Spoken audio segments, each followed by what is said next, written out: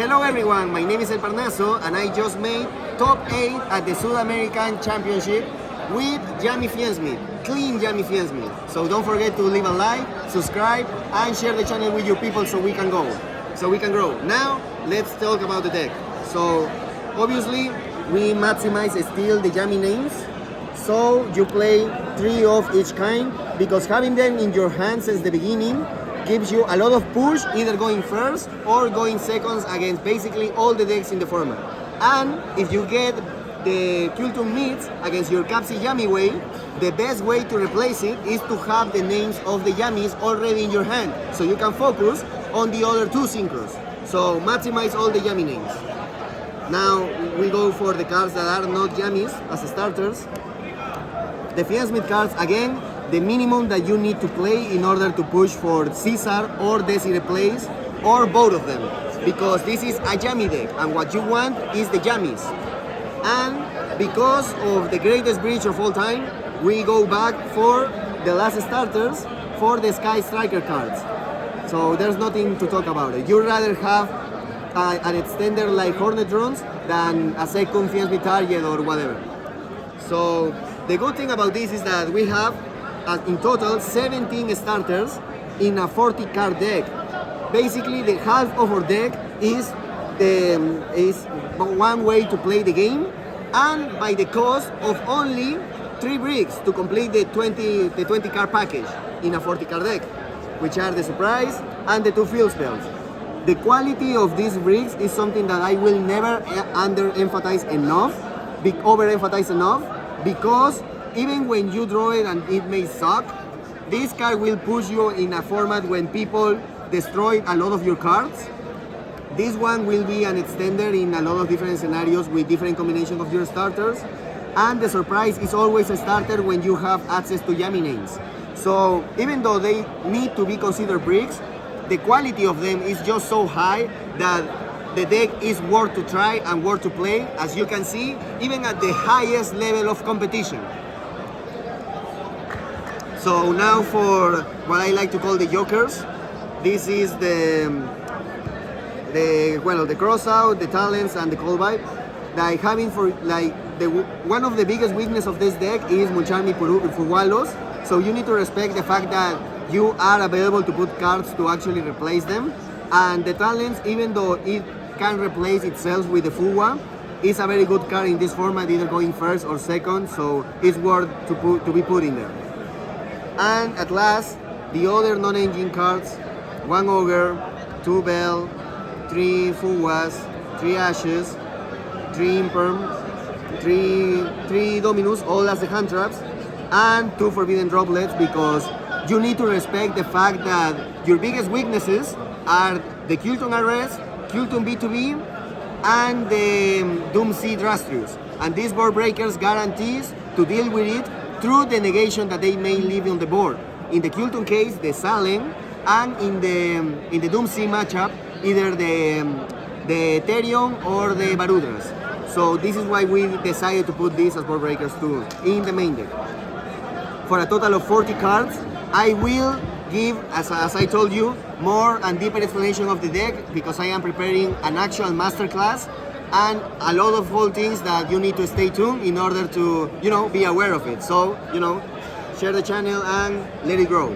So for the extra deck, we go for 1 Snatchy, 1 Almirage, 1 Linkuribo. These cards, unbelievable, all of them.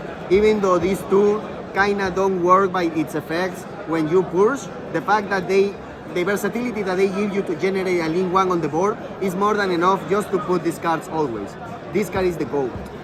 So obviously we play the Synchros. We play for the Fiensmith package, again the minimum, these 2, like no Admulday, no blah blah blah. This is all what you need.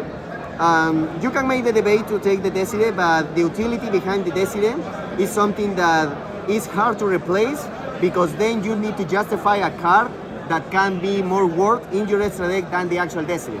So I get the point of people don't like it, or saying that, oh, I play 3 tournaments and I never put this shit, or never play this shit, or never pass a scenario of this card being actually useful.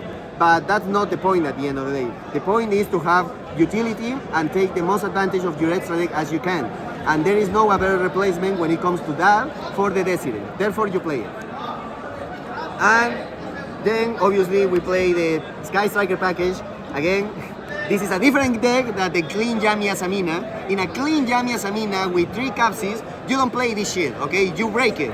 And you make top 16 in a YCS regardless. But if you play Yami Fiesmith, obviously this card is the GOAT. It's incredible, ridiculous. So you play it. And for the last 2, the other bridge and my favorite Yami card. You never let anybody tell you this is not a Yami card. SP Little Yami. I love this card in this deck. So this is all the extra deck. Now let's go for the side deck. First, the token. The token that only appears at top 8, so you know. Then the cards that you put going first. The ratios and the way that this deck is built is for you to have 3 spaces, most likely, when you know that you are going to go first. So you put a new starter, because you don't want a brick going first, post side deck. You put an interaction that is searchable and available in the development of your combo, the same kind of combo that you were doing even before this card was, so nice plus. And Solemn Judgment, because it's Solemn Judgment, you know. Like, you can make the argument to put here cards like Anti-Spell Fragrance. The problem is that Fallen and the Virtuous is a very popular card in the format, and it basically exchanges itself with the Anti-Spell Fragrance. So Solemn Judgment has the benefit that it will always be set until the point that you actually activate it. So they can put that Fallen and the Virtuous in whatever, your Caesar, your field spell, who gives a fuck? Like, the point is that you are not exchanging your side deck with cards that you are expecting. Because the worst thing that you can do in Yu-Gi-Oh! One of the worst things that you can do in Yu-Gi-Oh! Is for your side deck to not play around your opponent's main deck, or worse, your side deck losing to their side deck. So don't do that, okay? So then for the rest of the hand traps, we play 1 more Ogre, 1 more Bell, the 2 draws, just this as the hand traps, because I didn't feel like trying to put any other ones for the purpose of this deck will fulfill any kind of purpose that the hand traps that I'm playing already are doing. Like, I know that people may like Gamma or Delta or some shit like that, but one of the main points of this deck is to have the best quality of bricks in your deck. So if you put Gamma or Delta, you are putting one of the worst bricks of all time in your deck, which goes directly against the purpose of this deck and one of their main things that actually made it work and a top contender. So, you know, you don't shoot yourself in the foot at the end of the day. So then I put the Feather Duster, I put the 2 Lightings, because obviously, like, you're expecting a lot of different decks that make this relevant, especially decks like Branded, or maybe some Sky Striker right there, but now the main argument will be just the Branded, because I wasn't expecting, especially for my VIP status, that much of pure Sky Strikers or Mitsurigi whatsoever. So then I still need to respect what the worst matchup this deck has, which is the Doom Sea. So you keep playing 2, not that many more, because at the end of the day, they can just make a spell canceller and your Dark Ruler don't do shit. So don't invest that much, like 3 spaces, but 2 I think is good enough for that environment and that logic, right? So then what I actually needed to try, because I was playing Diddy Crow before, but for this event, and because of the VIP, I wasn't expecting that much of Mitsurugis or Sky Strikers like I was expecting at Nationals. So I decided to use these spaces for things more focused on Kill Tunes that I'm going to face a lot more ever since the beginning, which I faced like 8, I think, so, you know. So the first card, it was Illusion Gate. The card as a board breaker is not bad. Like, one time it got Bell, the other one like kind of fulfilled the purpose. But, you know, it was worth the try, I think. And when it comes to other board breakers that you want to put, the problem is that I don't see that many board breakers having that much utility than the Illusion Gate. So that is why I decided to try it. However, because I don't want to get stuck by a card that can be Bell, I didn't decide to invest more than 1 copy. Therefore, I put Trust in the deck, because going second is technically a starter, because it can search a very powerful spell in the form of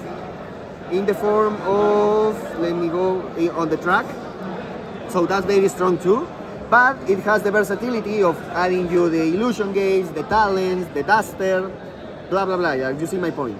However, the problem that I had when I was thinking about this is that at the end of the day, this will be only one starter, which will be the track, because I'm taking the engage always.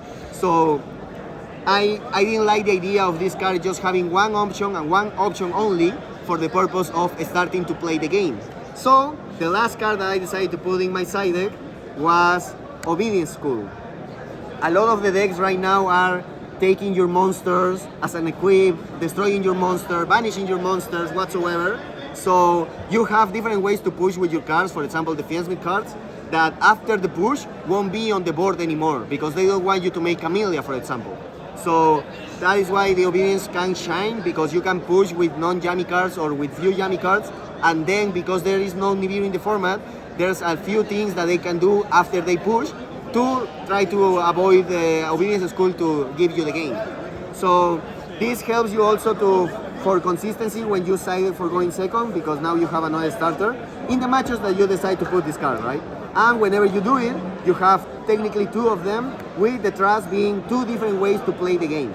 So this is for the deck profile. I will be making a lot of more content for Yami, and will be master classes, will be classes, will be streams, will be reviews of matchups. So stay tuned.